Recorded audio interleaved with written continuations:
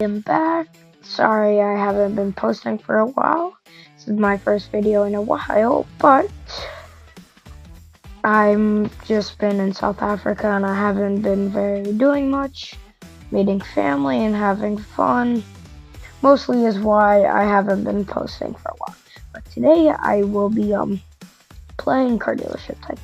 Now this is a game I love to play and I've played it for a while, but also I haven't played it but really in a while because, well, I've been on vacation for the summer. So let's get right into this video, which is, in my opinion, the best drift cars. So some of these drift cars will be limited, like some of them one of them being from the start, and then the rest of them being from a drift. So for our first car, we have the Toyota RT68 Pro. This car is it was my first ever drift car. Well, actually, no, my second drift car, because I'm not even going to say my first drift car because, well, might as well just show you. Probably can't find it, but if I can, I'll show you.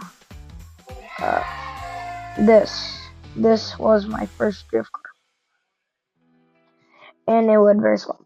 But after I found out this car, I haven't used another car ever since until the drifting event.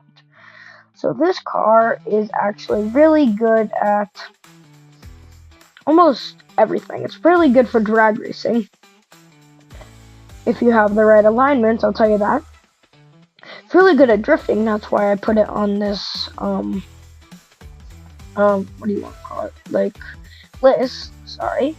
And then it's also really good for racing if you don't have camera on. So enough yapping, I'm just going to tell you the alignments and then we can continue. Okay, let's go into the alignments. Let me find here we go. So for this, I have the race upgrade, which if you want a bit slower, you can use the sport upgrade. I will say the sport upgrade is a bit more for noobs, not noobs, but like a bit better for like not as good drifters. And then for the brakes, obviously drifting, we have to have the race upgrade, but for never mind. And then drivetrain rear wheel drive. Okay, let's head into the next car. So for our next car, we have a left-hand drive car, and I'm guessing from the mirror you can probably tell what it is, but this is a RX-7. Now this car is really fun to drive around, but this car was from a drifting event, so you can't get it anymore. The car I just showed you was the only car you can get on this list, which is pretty not fun, but it kind of works. But the car on the list that you can still get still does the job, and it's probably is the best car on this list for drifting.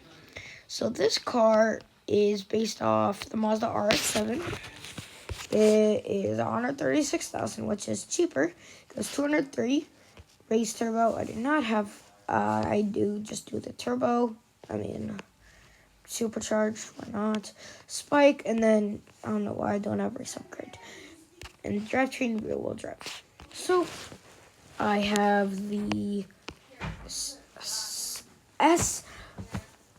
S007 wheels. For the spring, I just have no low, which is normal. And then I have the stock spoiler. And then here are my alignments if you want to copy me. Okay. Okay, I am back. Okay, we are up and running. So for our next drift car, which I just showed you this one, which is based off the Mazda RX-7. Okay.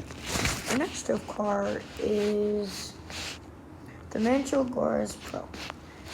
I'm probably didn't pronounce that right. I have no clue how to say it though, but whatever.